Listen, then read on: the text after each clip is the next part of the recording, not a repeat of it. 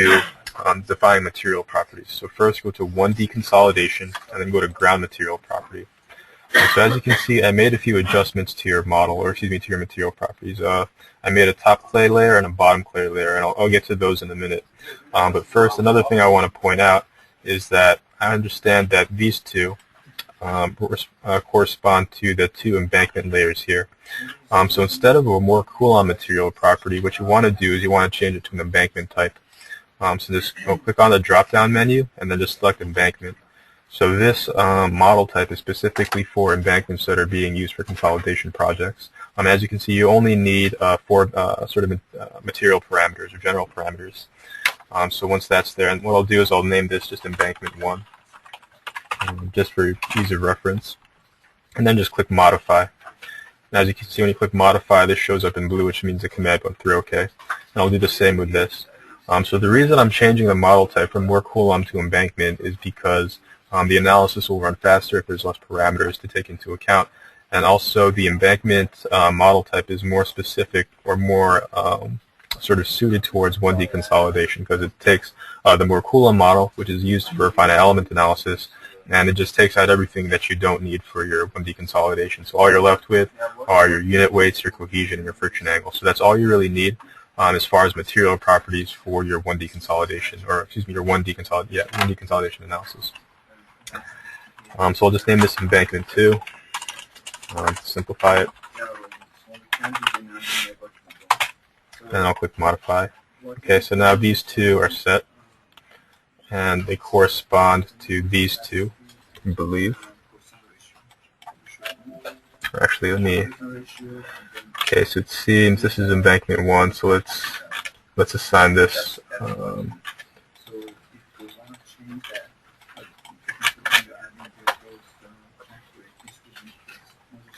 okay, so let's change this to embankment 2, and then this should be embankment 1.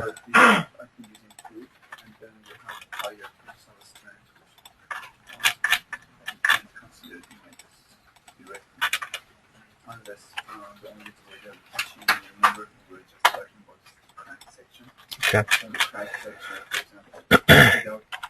And then this should be bottom clay, so I'll change that as well. Okay, perfect.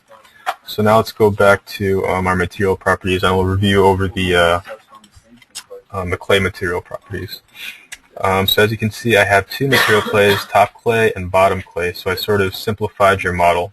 So I merged those two layers into one, and I just made it one bottom clay layer. So the reason I did this is because when I was preparing this training session, I was referring to a tutorial which goes over how to do 1D consolidation using SoilWorks, and I'll give you a copy of that tutorial so you can refer to it later. But just essentially with that tutorial, there were two main clay layers, and I just used those same material properties or the same clay properties. So let's take a look at the first clay layer. So as you can see, the model type is specifically clay. So just keep in mind that clay is used for 1D consolidation, and it has all these additional parameters that you need to take into account. So in addition to just your unit weight, your cohesion, your friction angle, as well as your permeability coefficients, you also have to take into account these parameters, which are very key towards getting an accurate analysis.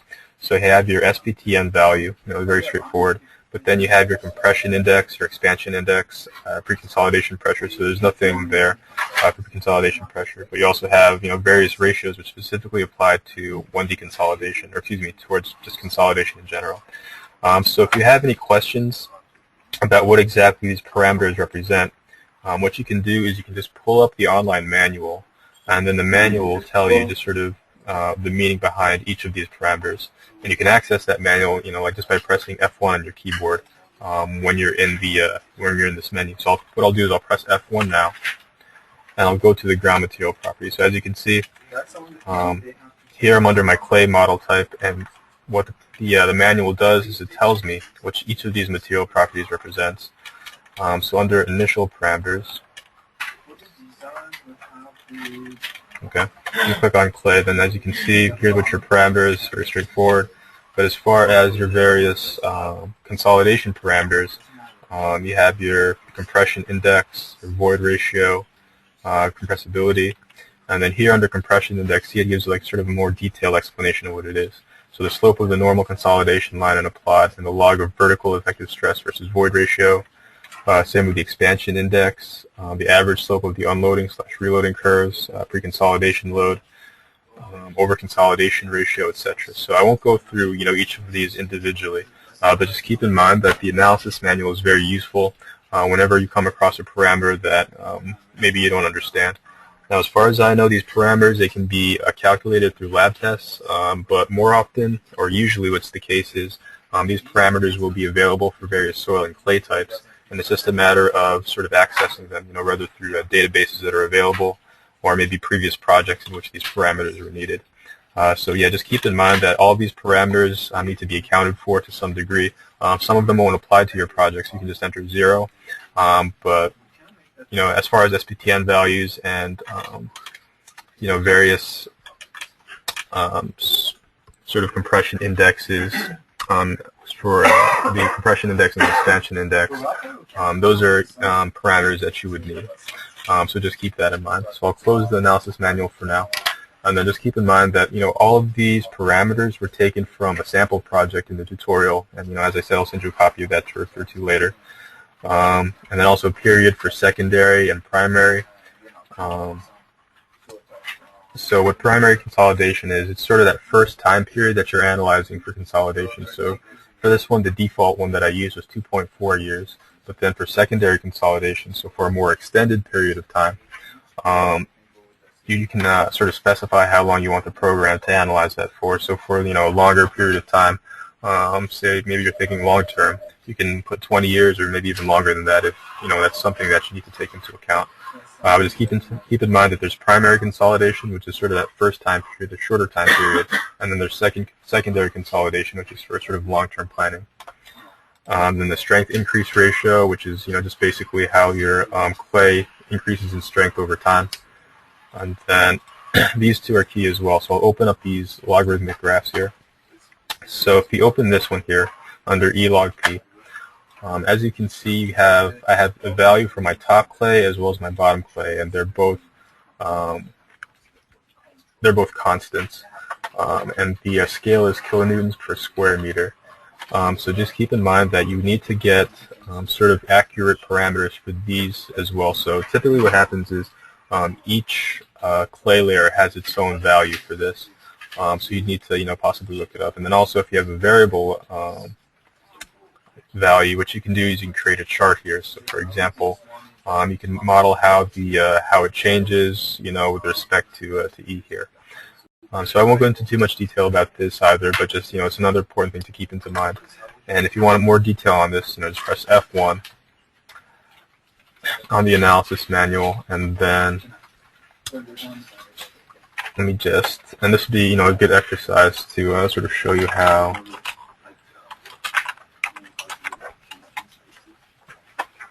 the analysis manual works here. So you can just type into the search bar. Let me see if this is the one. Okay, that's not it.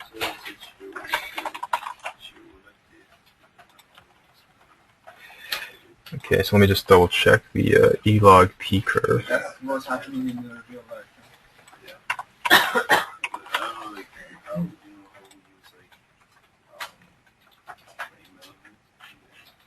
Okay, so if you just open up your first option here,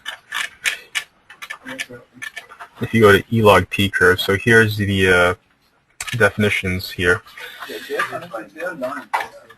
So they have some samples for you, and they also go into more detail what it's about. So it talks about how the void ratio changes, sort of as a function of the stress level. So that's what you're modeling here. So once again, if you have maybe a more detailed sort of parameters available to you, or if you're doing maybe a larger scale project where these would be sort of critical to your project, you can use maybe a more sort of detailed graph such as this. But typically, for smaller scale or more conservative type projects, you can just stick with a constant. That way you don't have to go to the extent of creating a sort of a larger scale graph such as this. And the same applies with the other two. And actually what I'll do is I'll go over those real quick before I go into detail. So there I created my E-log graphs, which is for sort of goes over the void ratios, and then log CV, It's the same thing. So typically you'll have one for each of your soil layers. And as you can see over here, I have a constant for the top clay, and I also have a constant for the bottom clay. And also they can be variable, so you can create a graph according to your needs. So let's go over quickly what this log graph means. So if you go over here, okay, so CV value changes with the change in stress level. So what you can do, you can soak over here. So it's the coefficient of consolidation versus vertical stress. So in other words, how your coefficient of consolidation changes as the vertical stress increases. So once again, if you have, if you're expecting that sort of behavior where the sort of, say you're having sort of a function here where it changes with as sort of a what's the word here?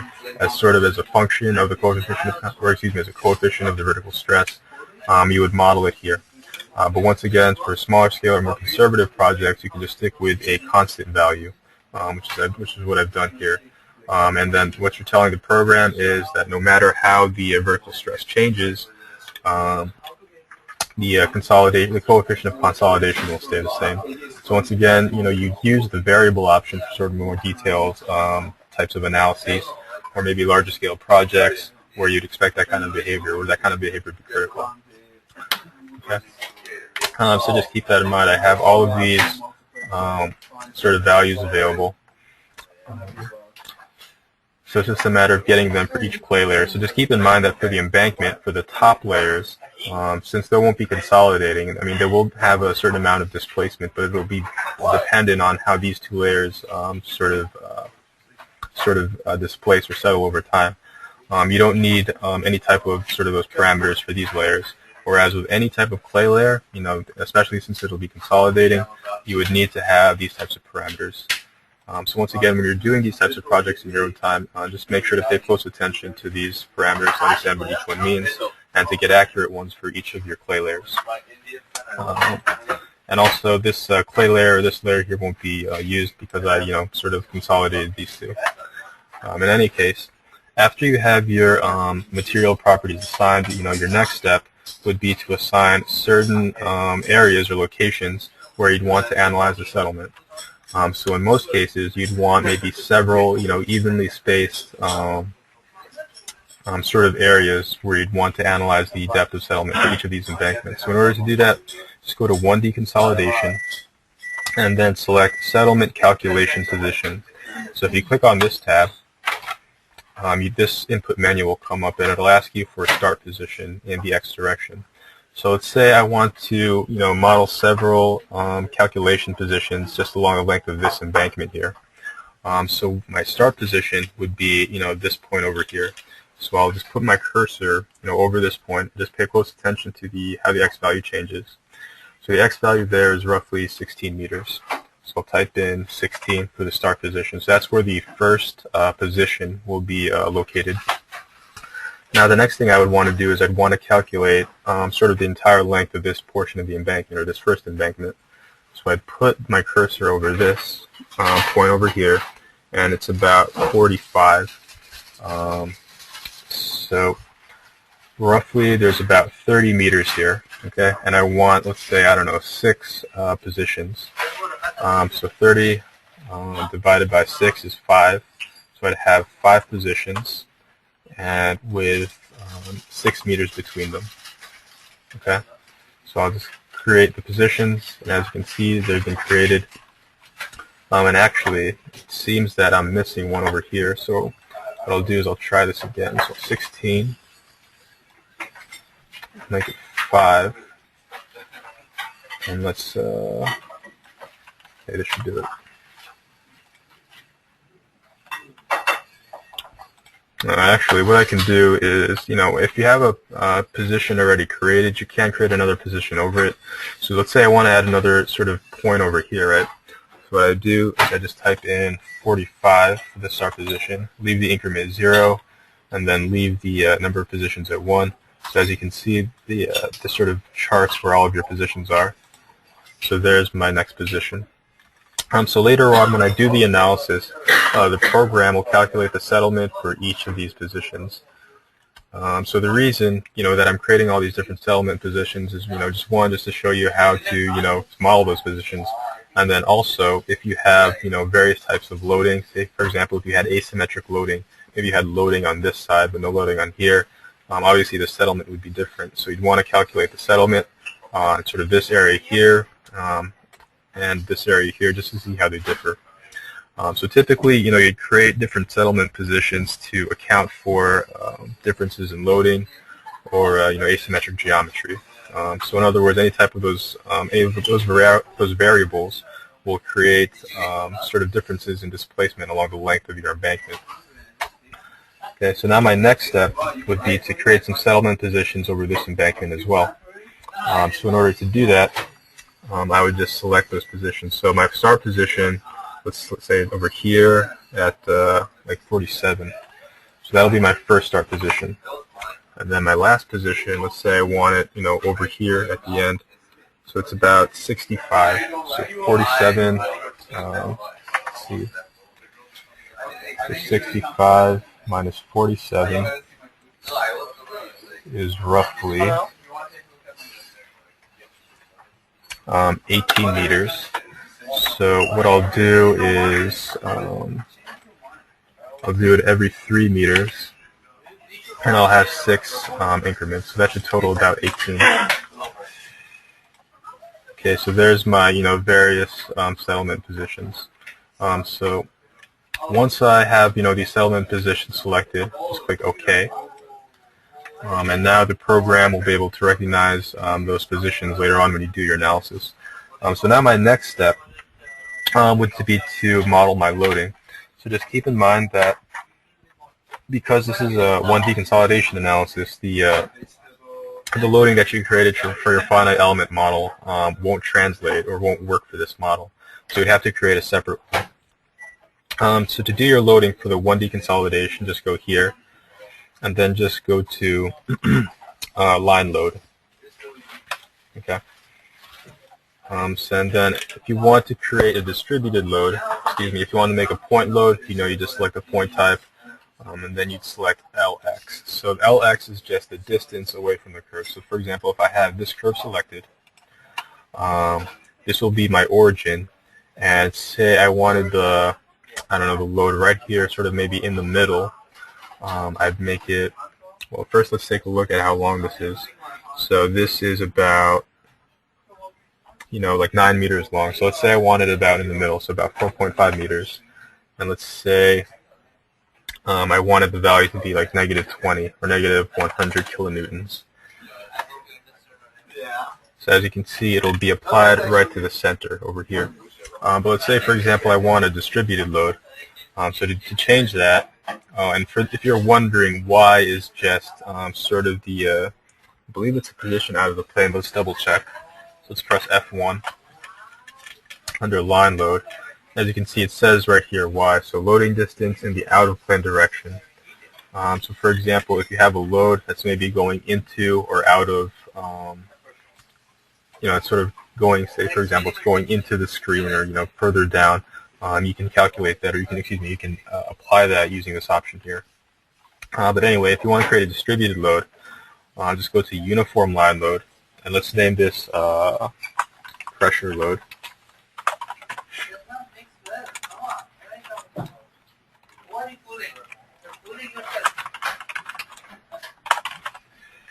Okay, you select your curve, so select this one. And then LX, you can just leave it at 0.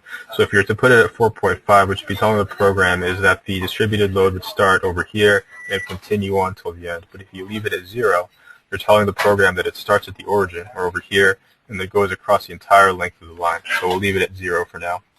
And I believe your distributed load value was -10 kilonewtons per meter. So we'll put that. Okay, so the reason it's not showing is because the font is in black and it's sort of above there. But I'll apply it. Okay, there you go. So W just means distributed load, and it's just going across the entire length of the surface there. So that'd be how you'd model your loading. So just keep in mind for any 1D consolidation loads, you'd have to model them using this this function here. But for your finite element models, you'd have to use them using these options here, which I'm sure you're familiar with. So just keep that in mind. Whenever you're doing 1D consolidation analysis, all of your loads would be modeled with this option. Now, some of you are probably wondering what these options are. For example, strength increase zone and change in drain property. Those are just used for when you have or you're implementing drains into your embankment or into your settlement project.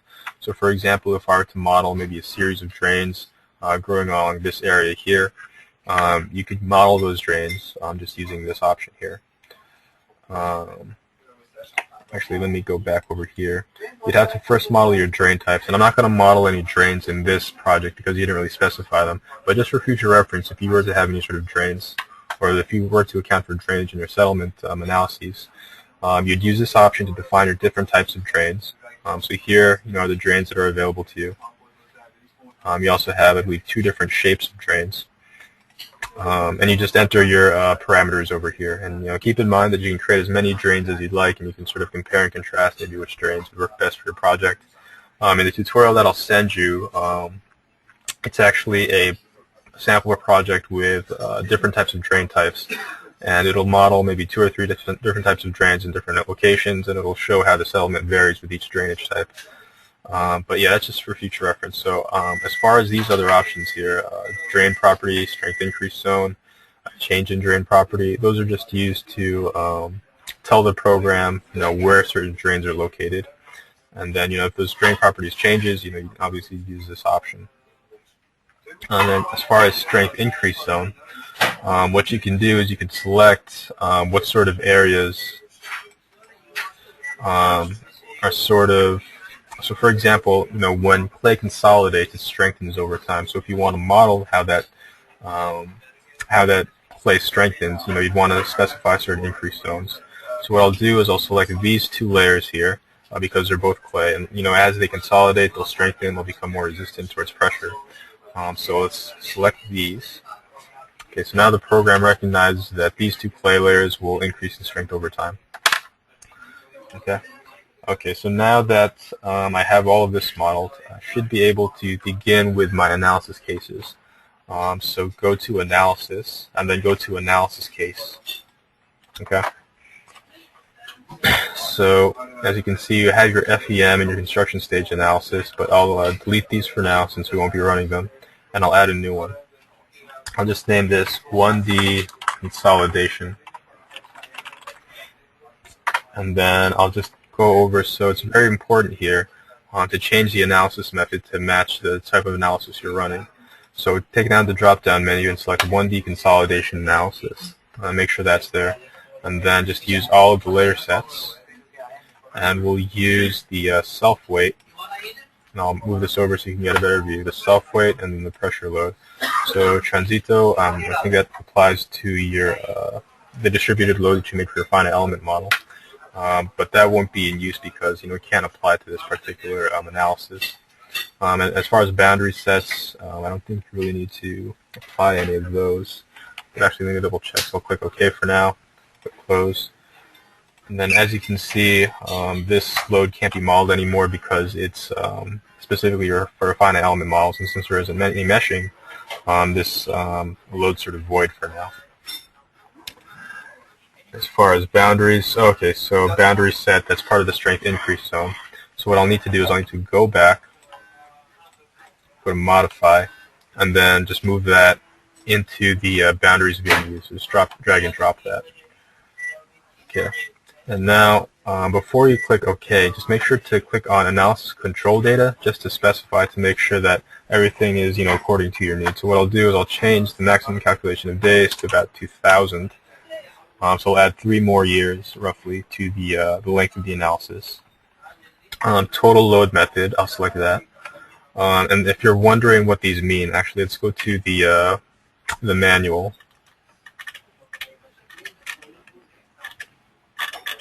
And as you can see, so this is the consolidation for FEM. Let's see if I can find the consolidation for LEM.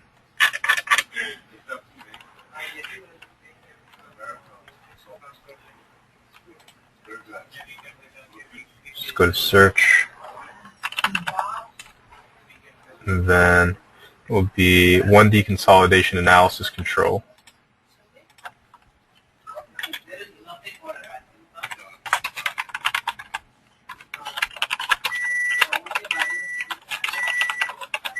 So let's see if we can find that page.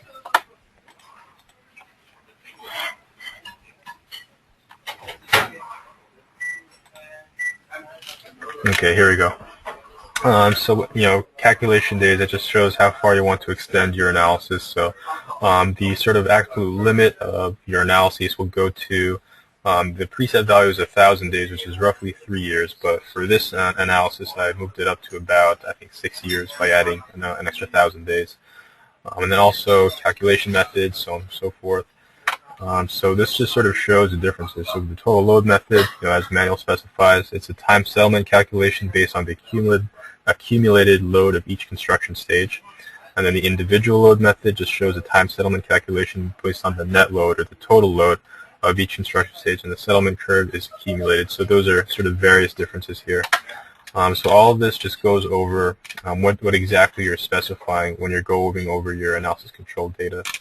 So I won't go, too much into detail later on when you're creating your own, obviously, project models. It's good to refer to this page just to understand exactly what you're specifying. So going back to this, so I'll leave it at the total load method, and I'll check this off. So I don't want to consider the vertical and the horizontal displacement simultaneously. And as far as your water level, you can specify a starting water level, or you can select a water level that you've already defined. So as you can see, you already have sort of 3 water levels specified. So I'll just select this one, water level 00. We'll use that for now. But any other sort of water levels that you define, you can check those or select those to be your initial water levels. And obviously, if this changes, you'd have that under your construction stage analysis data, how the water level changes. But for now, we'll just assume the water level is constant. Okay, so this should be fine, and we'll click OK. So now, select OK. Close it. Now we'll run the analysis. Just click Perform Analysis. So as you can see, the analysis time is very fast, much faster than the finite element model because it doesn't have as much to take into account. So about 30 seconds, it's done. And now if you go to the left here, the program just sort of shows your different, okay, perfect. So the program just shows, your different locations in your settlements. So what you can do is you can use, you can go back and forth between your positions just using this, the drop-down menu. Or what you can do is you can just select directly on the lines themselves, and it'll show you. So this blue bar, or this blue line represents, the total loading that's being put on your clay layers here. So as you can see, the loading is constant. But for example, if I were to model maybe a change in the weight, or if I were to do a construction stage analysis where the embankment is slowly being built, obviously this would sort of increase with time. But since these embankments are just there, nothing really changes. All of this is very straightforward. So it's just straight. And this red line here, this sort of goes over your displacement or your settlement. So as you can see, there's immediate settlement, and then it just stays the same throughout.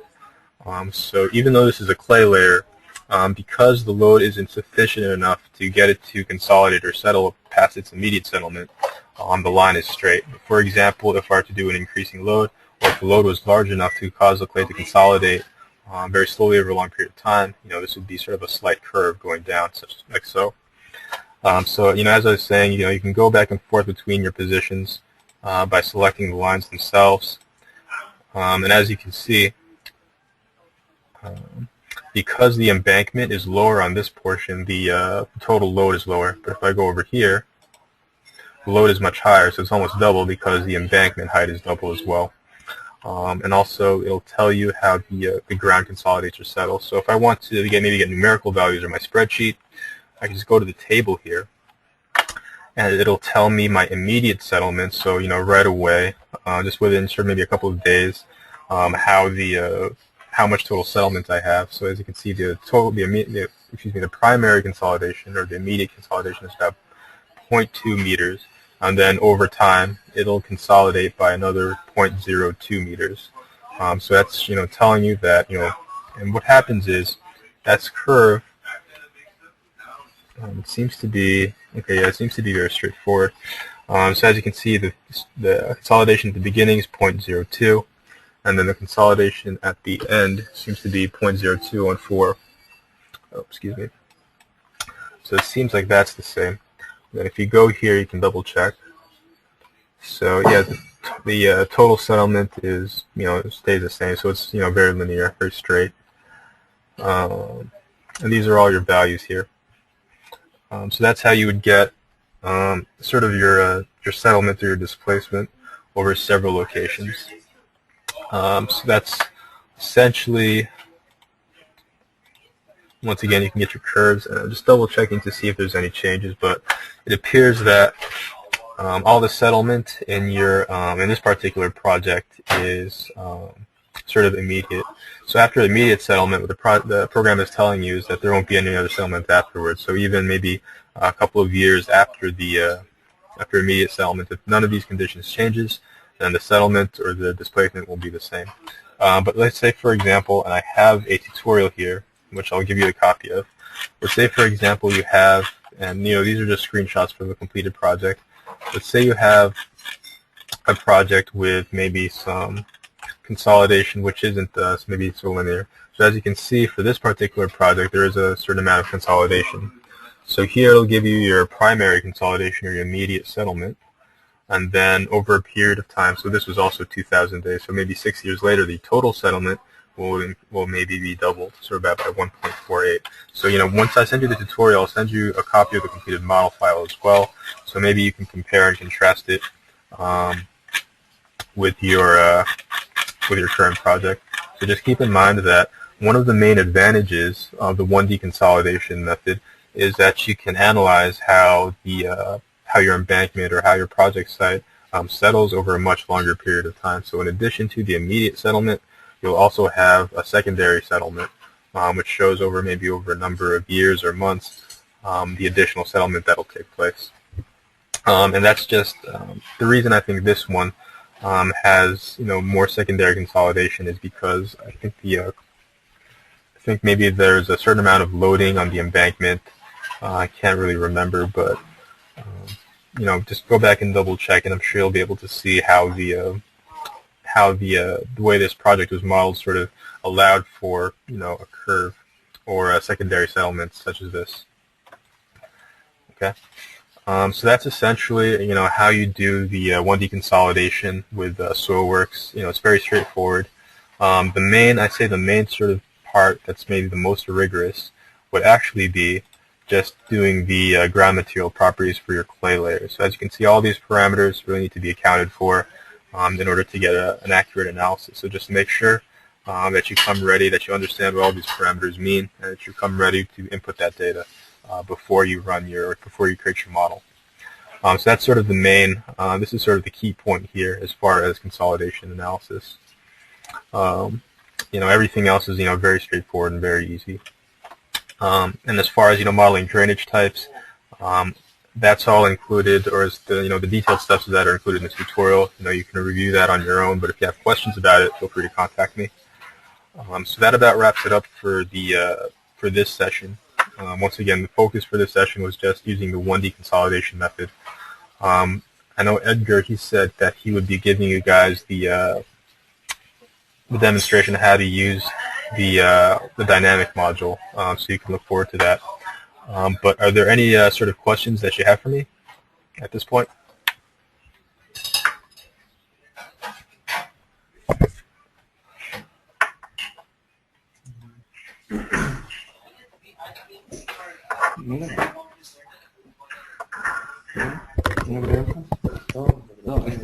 We have no question from this part. Okay, I understand. Perfect. So what I'll do is I'll send you just a copy of this model file, as well as the tutorial that I used as sort of a reference. You can try it out on your own. And if you have any questions when you're doing the modeling, feel free to contact me. Just send me an email or give me a phone call, and I'll get back to you, okay? Okay, very good. Okay, perfect. Thank you very much for your time.